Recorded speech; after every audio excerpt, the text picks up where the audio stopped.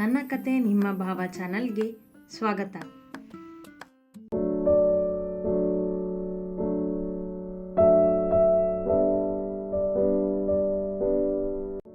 ಅವಳು ಮೊದಲೊಮ್ಮೆ ನನ್ನ ಜೀವ ಉಳಿಸಿದ್ಲು ಹೀಗೆ. ಆಗ ನಾನು ಅಲ್ಲೇ ಥ್ಯಾಂಕ್ಸ್ ಹೇಳಿ ಬಂದಿದ್ದೆ. ಆದರೆ ಈ ಬಾರಿ ಯಾಕೆ ನನಗೆ ಥ್ಯಾಂಕ್ಸ್ ಹೇಳೋದಕ್ಕೆ ಆಗ್ತಿಲ್ಲ? ಆಯುಷ್ ಹೇಳೋ ಥರ ನನಗೆ ಅವಳ ಮೇಲೆ ಫೀಲಿಂಗ್ಸ್ ಏನಾದರೂ? ತನಗೆ ತಾನೇ ಪ್ರಶ್ನಿಸಿಕೊಂಡ ಭಾರ್ಗವ್ ಕೋಣೆಯಲ್ಲಿ ಒಬ್ಬನೇ ಯೋಚಿಸುತ್ತಾ ನಿಂತಿದ್ದ. ಮತ್ತೆ ಕ್ಷಣದಲ್ಲಿ ನೋ ಆ ಥರ ಏನೂ ಇಲ್ಲ. ಈ ಭಾರ್ಗವ್ ಯಾವತ್ತೂ ಹುಡುಗಿರಿಂದೆ ಹೋಗೋನಲ್ಲ. ಹುಡುಗಿರೇ ನನ್ನ ಹಿಂದೆ ಬರಬೇಕು. ಮತ್ತೆ ಅಹಂಕಾರದ ಮುಸುಕೆಳೆದ ಮನಕ್ಕೆ. ಅಂದಮೇಲೆ ಅವಳಿಗೆ ಒಂದು ಥ್ಯಾಂಕ್ಸ್ ಹೇಳೋದಕ್ಕೆ ಯಾಕಿಷ್ಟು ಒದ್ದಾಟ ನಿನಗೆ? ಪ್ರಶ್ನಿಸಿತು ಮನ. ಥ್ಯಾಂಕ್ಸ್ ತಾನೇ, ಹೇಳ್ತೀನಿ ಎಂದವ ಬಾತ್ರೂಮಿಗೆ ನಡೆದು ಸ್ನಾನ ಮಾಡಿ ಶುಭ್ರನಾದ. ಕಪ್ಪು ಬಣ್ಣದ ವೆಸ್ಟ್ ತೊಟ್ಟು ಜೀನ್ಸ್ ಪ್ಯಾಂಟ್ ಹಾಕಿ ತಯಾರಾದವ ಜೀನ್ಸ್ ಕೋಟ್ ಹಿಡಿದು ಕೆಳಗಿಳಿದು ಬಂದು ಅಡುಗೆ ಮನೆಯತ್ತ ನೋಡಿದ. ಪೂರ್ಣಳನ್ನು ಅರಸಿತ್ತು ಕಣ್ಣುಗಳು. ಅದೇ ಸಮಯಕ್ಕೆ ಅಡುಗೆ ಮನೆಯಿಂದ ಹೊರಬಂದಿತ್ತು ಪದ್ಮಜ್ಜಿ. ಅಜ್ಜಿ, ಏನು ಸ್ವೀಟ್ಸ್ ಎಲ್ಲ ಮಾಡಿಸಿದ್ಯಾ? ಏನು ಸ್ಪೆಷಲ್ ಇದೆ? ಕೇಳಿದ ಅಜ್ಜಿಯ ಬಳಿ ಬಂದು. ಮನ ಪೂರ್ಣಳನ್ನು ನೋಡುವ ನಾಟಕ ಮಾಡುತ್ತಿತ್ತು. ಅದಕ್ಕಿವ ತಲೆ ಬಾಗಿದ್ದ ಆಗಲೇ. ಸ್ಪೆಷಲ್ ನೀನೇ ಹೇಳಬೇಕು ನೋಡು ಎಂದರು ಪದ್ಮಜ್ಜಿ. ಈ ಭಾರ್ಗವ್ ಶರ್ಮನೇ ಸ್ಪೆಷಲ್ ಡಾರ್ಲಿಂಗ್ ನಿನಗೆ ಎಂದ ಅಜ್ಜಿಯ ಕೆನ್ನೆ ಹಿಂಡಿ. ಹಾಂ ನಿನಗಿಷ್ಟ ಇರೋ ಲಡ್ಡುನೇ ಮೊದಲು ಮಾಡ್ತೀನಿ ಅಂದ್ಲು ಪೂರ್ಣ. ನನಗೆ ಕೂತು ಕೂತು ಕಾಲು ನೋವು ಅಲ್ವಾ, ಅದಕ್ಕೆ ಕೋಣೆಗೆ ಹೋಗ್ತಿದ್ದೀನಿ ಎಂದರು ಅಜ್ಜಿ. ಅಮ್ಮ ಆಯು ಎಲ್ಲಿದ್ದಾರೆ? ಕೇಳಿದ ಅಡುಗೆ ಮನೆ ಇಣುಕಿ ನೋಡುತ್ತಾ. ಅವರಿಬ್ಬರು ಏನೋ ಕೆಲಸ ಅಂತ ಆಫೀಸ್ನಲ್ಲಿದ್ದಾರೆ ನೋಡು ಎಂದ ಅಜ್ಜಿ ಕೋಣೆಯತ್ತ ಹೆಜ್ಜೆ ಇಟ್ಟಿತು. ಅವನ ಮುಂದೆ ಏನೋ ಗೊತ್ತಿಲ್ಲದವರಂತೆ ನಾಟಕ. ಅಜ್ಜಿ ಎದ್ದು. ಪೂರ್ಣಳನ್ನು ತಾವೇ ಕರೆಸಿದ್ದು ಗೊತ್ತಾಗಬಾರದಲ್ಲವೇ ಅವನಿಗೆ? ಹಾಗಾಗಿ ಅಂದರೆ ಶುಗರ್ಲೆಸ್ ಒಬ್ಬಳೇ ಇದ್ದಾಳೆ ಅಡುಗೆ ಮನೆಯಲ್ಲಿ. ಇದೇ ಸರಿಯಾದ ಸಮಯ, ಥ್ಯಾಂಕ್ಸ್ ಹೇಳ್ಬಿಡ್ತೀನಿ ಎಂದುಕೊಂಡ ಭಾರ್ಗವ್ ಅಡುಗೆ ಮನೆಗೆ ನಡೆದ. ತನ್ನ ದುಪ್ಪಟ್ಟ ಸೊಂಟಕ್ಕೆ ಕಟ್ಟಿ ಜಡೆಯನ್ನು ಎದೆಯ ಮೇಲೆ ಹಾಕಿ ಲಡ್ಡು ಮಾಡುವ ತಯಾರಿಯಲ್ಲಿದ್ದಳು ಪೂರ್ಣ. ಅವಳಿಗೆ ಸಹಾಯ ಮಾಡಲೆಂದು ಚಿನ್ನ ಕೂಡ ಇದ್ದ. ಬಾಗಿಲಲ್ಲೇ ನಿಂತು ಪೂರ್ಣಳನ್ನು ಕಂಡ ಭಾರ್ಗವ್ ಕ್ಷಣ ಪುಳಕಿತನಾದರೂ ಅವಳ ಮುಂದೆ ನಡೆದ ತನ್ನದೇ ಗತ್ತಿನಿಂದ. ಏಯ್ ಶುಗರ್ಲೆಸ್, ಕರೆದ ಯಾವಾಗಲೂ ಕರೆಯುವಂತೆ. ತಕ್ಷಣ ತಿರುಗಿದಳು ಪೂರ್ಣ ಅವನತ್ತ. ಅವಳ ಕೈಗೆಲ್ಲ ಒಣ ಹಿಟ್ಟು ಮೆತ್ತಿತ್ತು. ಏನು ಎಂದಳು ಅವನನ್ನೇ ನೋಡುತ್ತಾ. ಅದೇ ಸಮಯಕ್ಕೆ ಅಲ್ಲಿಯೇ ಇದ್ದ ಚಿನ್ನ ಗ್ಲಾಸಿನಲ್ಲಿ ನೀರು ತುಂಬಿಕೊಂಡು ಅವಳತ್ತ ಬರಲು ಹೆಜ್ಜೆ ಇಟ್ಟಾಗ ಕಾಲು ಎಡವಿ ಬಿಟ್ಟ. ಅವನ ಕೈಯಲ್ಲಿದ್ದ ನೀರಿನ ಗ್ಲಾಸಿನಿಂದ ನೀರು ಗ್ಯಾಸಿನ ಕಟ್ಟೆಯ ಮೇಲೆ ಚಿಮ್ಮಿತು. ಬೂಂದಿ ಮಾಡಲೆಂದು ಕಾಯಲು ಎಣ್ಣೆ ಹಾಕಿ ಇಟ್ಟಿದ್ದ ಬಾಳಿಗೆಗೆ ನೀರು ಸಿಡಿದು ಎಣ್ಣೆ ಭಾರ್ಗವನಿಗೆ ಸಿಡಿಯುವುದೇನೋ ಎಂದು ತಕ್ಷಣ ಅವನ ಕೊರಳಿಗೆ ತನ್ನ ಎಡಗೈ ಹಾಕಿ ಬಳಸಿದ ಪೂರ್ಣ. ಭಾರ್ಗವ್, ಎಣ್ಣೆ ಸಿಡಿಯುತ್ತೆ ಎಂದವಳೆ ಅವನ ಜೊತೆ ಕೆಳಗೆ ಕುಳಿತು ಬಿಟ್ಟಳು ಕ್ಷಣದಲ್ಲಿ. ಅವ ಕೂಡ ಹೆದರಿದ ಅವಳ ದಿಢೀರ್ ವರ್ತನೆಗೆ. ಅವಳೆಣಿಕೆಯಂತೆಯೇ ನೀರಿನ ಒಂದೆರಡು ಹನಿಗಳು ಎಣ್ಣೆ ಕಾದಿದ್ದ ಬಾಳಿಗೆಗೆ ಸಿಡಿದು ಚಟ್ಪಟ್ ಎಂದಿತು. ಕೆಳಗೆ ಕುಳಿತಿದ್ದವಳು ಕಣ್ಮುಚ್ಚಿ ಮುಖ ಕಿವುಚಿದ್ದಳು. ಅವಳ ಕೈ ಇನ್ನೂ ಅವನ ಕುತ್ತಿಗೆಯನ್ನು ಬಳಸಿತ್ತು. ಅವ ಅವಳನ್ನೇ ನೋಡುತ್ತಿದ್ದ. ಅದೇ ಅವನನ್ನು ಕಾಡುವ ಮೊಗ ಅವಳದ್ದು. ಕಣ್ಣಿನ ಮೇಲೆ ಮುಂಗುರುಳು. ತನಗೆ ಏನಾದರೂ ಆದರೆ ಎಂಬ ಆತಂಕ ಮೊಗದಲ್ಲಿ.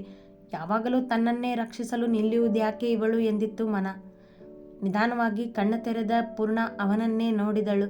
ಅವ ಅವಳನ್ನೇ ನೋಡುತ್ತಿದ್ದ. ಇಬ್ಬರ ಕಣ್ಣುಗಳು ಬೆರೆತಿದ್ದವು ಒಂದೇ ನೋಟದಲ್ಲಿ. ಆ ನೋಟದಲ್ಲಿ ಮೈಮರೆತವಳ ಕೈ ಅವನ ಕೆನ್ನೆಯ ಮೇಲೆ ಜಾರಿತು. ತಕ್ಷಣ ಎಚ್ಚೆತ್ತ ಭಾರ್ಗವ್ ತಲೆ ಕೊಡವಿ ಮೇಲೆದ್ದವನೇ. ನೋಡ್ಕೊಂಡು ಮಾಡೋಕ್ಕಾಗೋದಿಲ್ವ ಚಿನ್ನ ಎಂದು ರೇಗಿಬಿಟ್ಟ ಒಮ್ಮೆಲೆ ನಿಂತಿದ್ದ ಚಿನ್ನಾನ ಮೇಲೆ. ಸಾರಿ ಅಣ್ಣ ಎಂದ ಚಿನ್ನ ತಲೆ ತಗ್ಗಿಸಿದ. ಒಂದೊಂದ್ಸರಿ ಆಗುತ್ತೆ ಭಾರ್ಗವ್, ಅವರೇನು ಬೇಕಂತ ಮಾಡಿಲ್ವಲ್ಲ, ಹೋಗ್ಲಿ ಬಿಡು ಎಂದ ಪೂರ್ಣ. ಚಿನ್ನ ನೀನು ಹೋಗು, ನಾನು ಮಾಡ್ತೀನಿ ಎಲ್ಲಾನು ಎಂದಳು. ಅವ ಅಲ್ಲಿಂದ ನಡೆದ ಹೊರಗೆ. ಭಾರ್ಗವ್ ಅವಳತ್ತ ಮುಖ ತಿರುಗಿಸಿ ನಿಂತ. ಅವಳ ಕೈಯಲ್ಲಿನ ಹಿಟ್ಟೆಲ್ಲ ಅವನ ಕೊರಳಿಗೆ ಮೆತ್ತಿತ್ತು. ಅವಳ ಹಿಟ್ಟಿನ ಬೆರಳುಗಳು ಅವನ ಕೊರಳಲ್ಲಿ ಮೂಡಿದ್ದವು. ಅದನ್ನು ಕಂಡು ತುಸು ನಕ್ಕಳು ಹುಡುಗಿ ಬಾಯಿಗೆ ಕೈ ಅಡ್ಡ ಇಟ್ಟು. ಯಾಕೆ ನಗ್ತಿದೀಯಾ ಕೇಳಿದ ಅವಳನ್ನೇ ನೋಡುತ್ತಾ. ಅದು ಹಿಟ್ಟು ಎಂದು ತನ್ನ ಕೈಯನ್ನು ಅವನ ಮುಂದೆ ತೋರಿಸಿದಳು. ಹಿಟ್ಟೆಲ್ಲ ನನಗೆ ಮೆತ್ತಿದೆಯೇನೆ ಶುಗರ್ಲೆಸ್ ಎಂದವ ತನ್ನ ಕೊರಳನ್ನು ಕೈಗಳಿಂದ ಒತ್ತಿ ನೋಡಿಕೊಂಡು ಒರೆಸಿದ ಕೈಗಳಿಂದಲೇ. ನೋಡು ಹೋಗಿದೆ ತಾನೇ ಎಲ್ಲ ಕೇಳಿದ ಅವಳನ್ನೇ ಕನ್ನಡಿಯಾಗಿಸಿಕೊಂಡು. ಇನ್ನೂ ಸ್ವಲ್ಪ ಇದೆ ಎಂದಳು ಅವ ಒರೆಸುವುದನ್ನೇ ನೋಡುತ್ತಾ. ನೋಡು ಎಂದ ಮತ್ತೆ.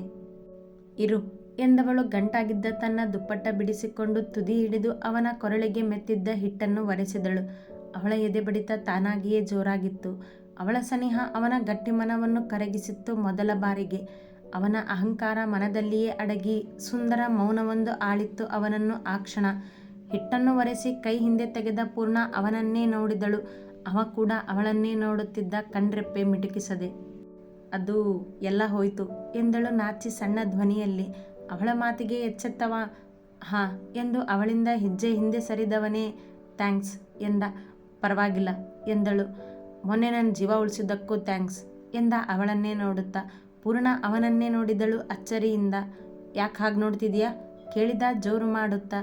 ನೀನು ಅಹಂಕಾರಿ ಭಾರ್ಗವ್ ಶರ್ಮಾನೇ ತಾನೆ ಎಂದಳು ಕೈಕಟ್ಟಿ ನಿಂತು. ಯಾಕೆ ಕೇಳಿದ ಅವಳ ಮಾತು ಅರ್ಥವಾಗದೆ. ಮತ್ತೆ ಮತ್ತೆ ಥ್ಯಾಂಕ್ಸ್ ಹೇಳ್ತಿದೀಯಾ ಎಂದಳು ಕಾಡುವಂತೆ. ಸಹಾಯ ಮಾಡಿದವ್ರಿಗೆ ಜೀವ ಉಳಿಸಿದವ್ರಿಗೆ ಧನ್ಯವಾದ ಹೇಳದೆ ಇರೋದಿಲ್ಲ ಈ ಕಿಂಗ್ ಭಾರ್ಗವ್ ಎಂದ ಗತ್ತಿನಿಂದ.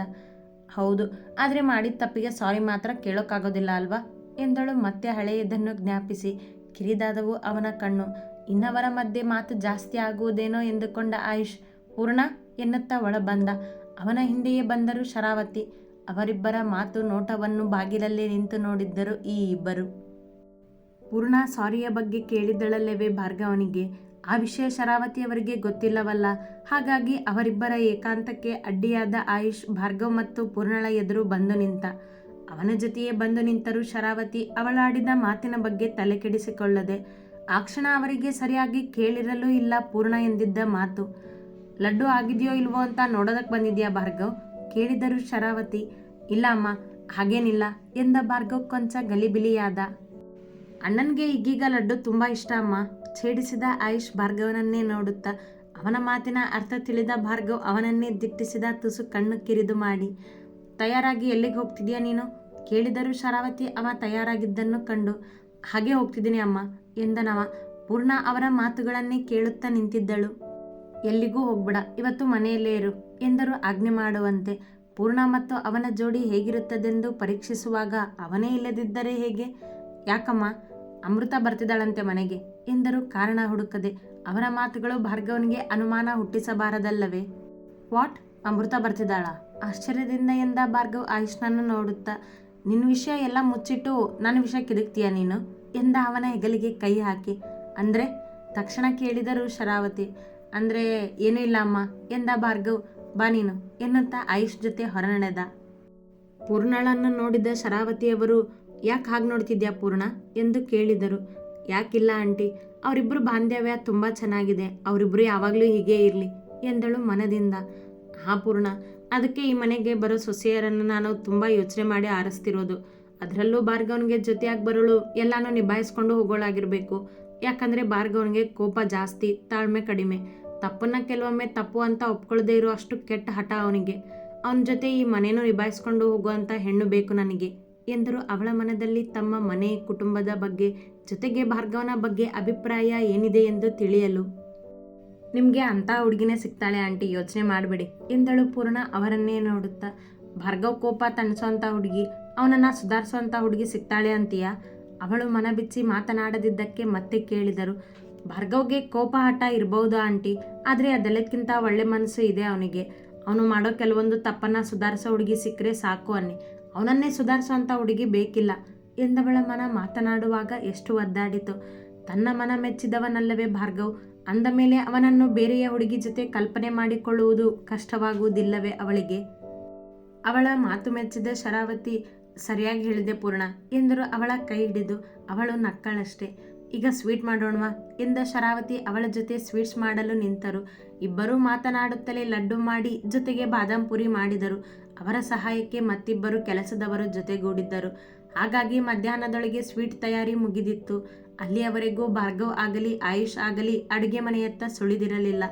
ಪೂರ್ಣಳ ಜೊತೆ ಸಮಯ ಕಳೆದಷ್ಟು ಶರಾವತಿ ಅವಳ ಗುಣವನ್ನು ತಿಳಿದುಕೊಂಡರು.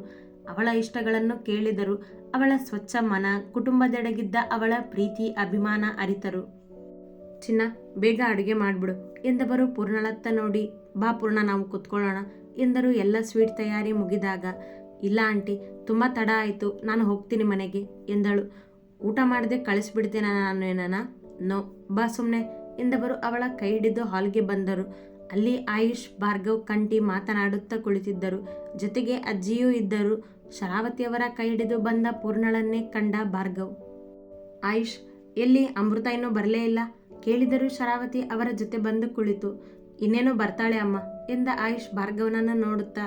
ಅಣ್ಣ, ನಿನ್ನಿಂದ ನನಗೆ ಒಂದು ಹೆಲ್ಪ್ ಆಗಬೇಕು ಎಂದ. ನನ್ನಿಂದ ಏನು ಹೆಲ್ಪ್ ಆಗಬೇಕು ನಿನಗೆ ಕೇಳಿದ ಭಾರ್ಗವ್. ಅಮೃತ ನಮ್ಮಿಬ್ಬರನ್ನ ಒಟ್ಟಿಗೆ ನೋಡಿಲ್ಲ. ನಾವಿಬ್ಬರು ಅವಳಿ ಜವಳಿ ನೋಡೋಕ್ಕೆ ಒಂದೇ ಥರ ಇದ್ದೀವಿ ಅಂತಲೂ ಗೊತ್ತಿಲ್ಲ. ನಾನು ಹೇಳಿಲ್ಲ, ಸೊ ಅವಳನ್ನು ಸ್ವಲ್ಪ ಕಾಡಿಸಿ ಸರ್ಪ್ರೈಸ್ ಕೊಡಬೇಕು ನಾನು, ಅದಕ್ಕೆ ನನಗೆ ನಿನ್ನ ಸಹಾಯ ಬೇಕು ಎಂದ. ನೋ ನನಗಿದೆಲ್ಲ ಇಷ್ಟ ಆಗೋದಿಲ್ಲ, ನಿರಾಕರಿಸಿ ಬಿಟ್ಟನವ.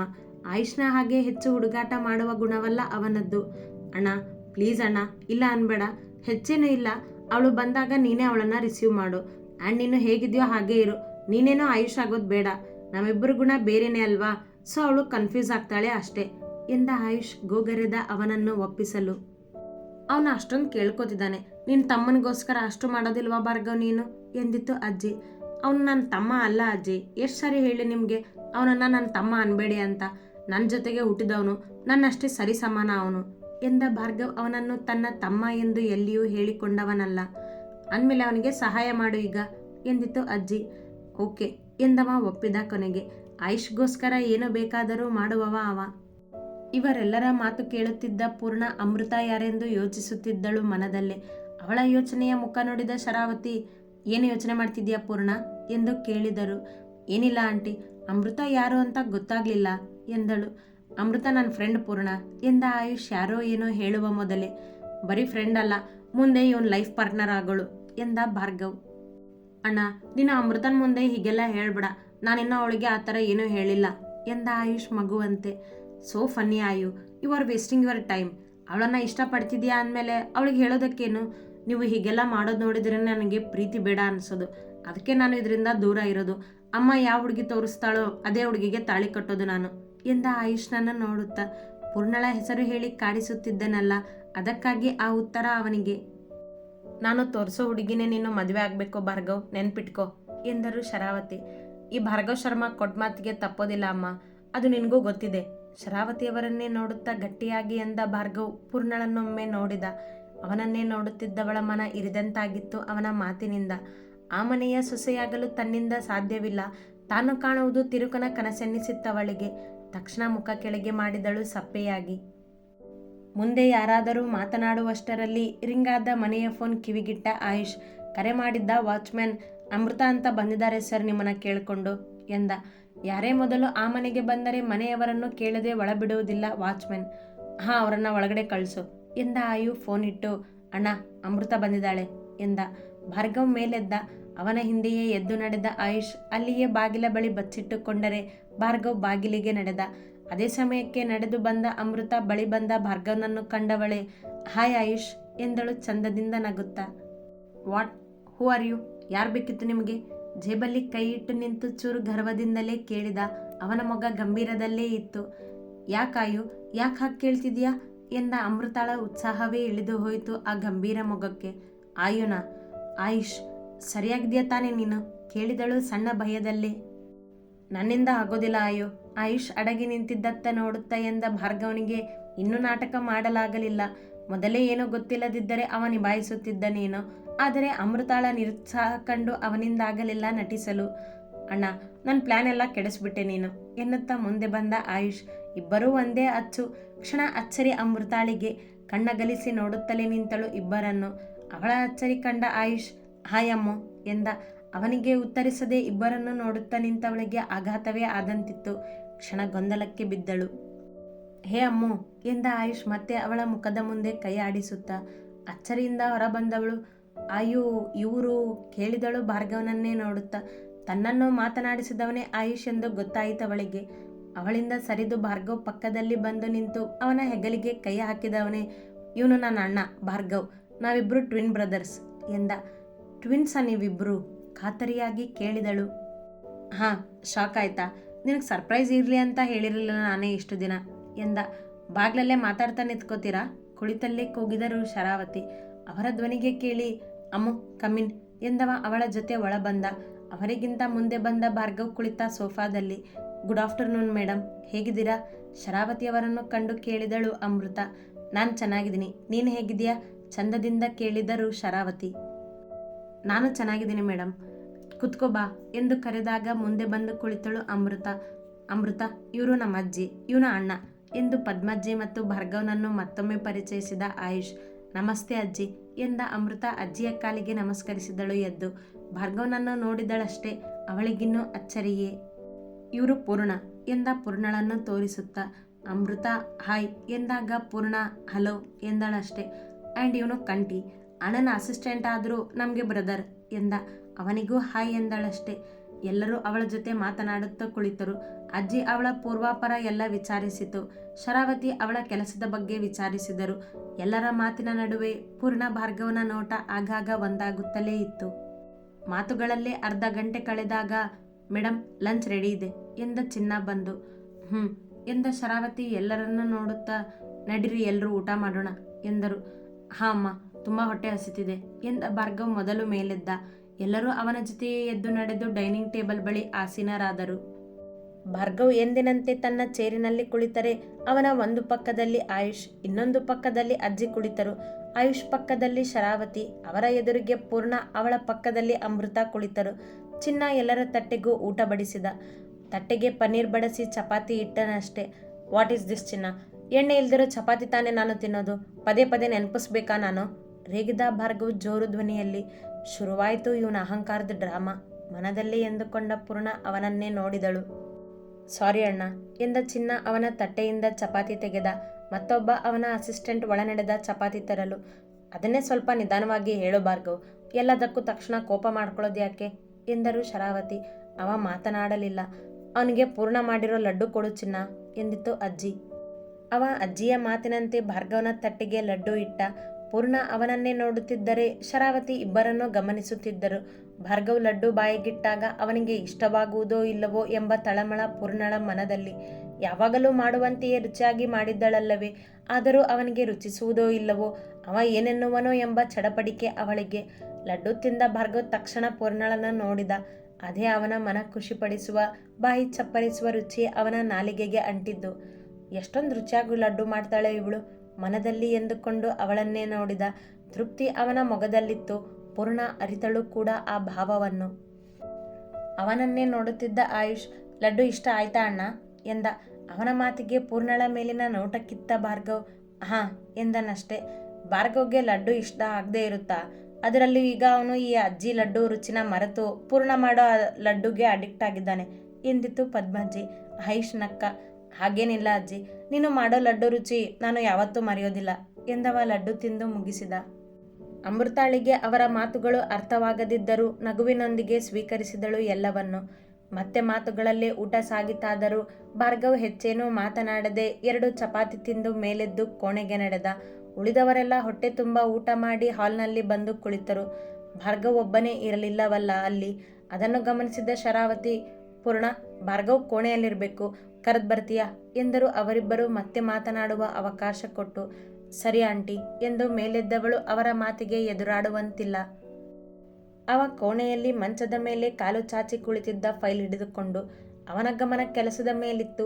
ಬಾಗಿಲಿಗೆ ಬಂದ ಪೂರ್ಣ ಅವನನ್ನು ನೋಡಿ ಒಳಬಂದು, ಭಾರ್ಗವ್, ಆಂಟಿ ಕರೆತಿದ್ದಾರೆ ಎಂದಳು. ಅವಳ ಧ್ವನಿಗೆ ತಲೆ ಮೇಲೆತ್ತಿ ನೋಡಿದವ. ಯಾಕಂತೆ ಎಂದ. ಎಲ್ಲರೂ ಅಲ್ಲೇ ಕೂತ್ಕೊಂಡಿದ್ದೀವಿ, ನೀನೊಬ್ಬನೇ ಇಲ್ವಲ್ಲ ಅದಕ್ಕೆ ಎಂದಳು. ಎನ್ನುತ್ತಾ ಫೈಲ್ ಪಕ್ಕಕ್ಕಿಟ್ಟು ಮಂಚದಿಂದ ಕೆಳಗಿಳಿದ. ಅವಳು ಹೊರ ಹೋಗಲೆಂದು ತಿರುಗಿದಳು. ಏಯ್ ಶುಗರ್ಲೆಸ್ ಕರೆದ ಅವಳು ನಿಲ್ಲಲೆಂದು. ಅವನತ್ತ ತಿರುಗಿದಳು ಪೂರ್ಣ. ಅವಳ ಮುಂದೆ ಬಂದವ. ಏನಿವತ್ತು ಬೆಳಗ್ಗೆ ಬೆಳಗ್ಗೆನೆ ನಮ್ಮ ಮನೆಗೆ ಬಂದು ಸ್ವೀಟ್ ಮಾಡ್ತಿದ್ಯಾ? ನನ್ನ ಜೊತೆ ಜಗಳ ಮಾಡದೆ ಮಾತಾಡ್ತಿದ್ಯಾ? ಈಗ ನನ್ನನ್ನು ಕರೆಯೋದಕ್ಕೆ ಕೋಣೆಗೂ ಬಂದಿದ್ಯಾ? ಏನಿದೆ ನಿನ್ನ ಮನಸ್ಸಲ್ಲಿ? ಈ ಭಾರ್ಗವನ ಕಂಡ್ರೆ ಎಲ್ಲ ಹುಡುಗಿರ ಹಾರ್ಟ್ ಮೆಲ್ಟ್ ಆಗುತ್ತೆ. ಅದೇ ಥರ ನಿನಗೂ ಆಗಿಲ್ಲ ತಾನೆ? ಕಣ್ಣಲ್ಲಿ ಕಣ್ಣಿಟ್ಟು ಕೇಳಿದ. ಆಯುಷ್ ಹೇಳಿದ್ದನ್ನೆಲ್ಲ ಅವಳು ಈಗೀಗ ಇವನನ್ನು ಕಂಡಾಗ ಚಡಪಡಿಸುತ್ತಾಳೆ, ಸಮಥಿಂಗ್ ಎಂದು. ಹಾಗಾಗಿ ತಾನೇ ನೇರವಾಗಿ ಕೇಳಿದ ಪೆದ್ದನಿಗೆ ಭಾವನೆಗಳ ತೊಳಲಾಟ ಇಲ್ಲ. ಅವನದ್ದು ಒಂದೇ ಮಾತು, ಒಂದೇ ನಿರ್ಧಾರ ಎಲ್ಲದರಲ್ಲೂ.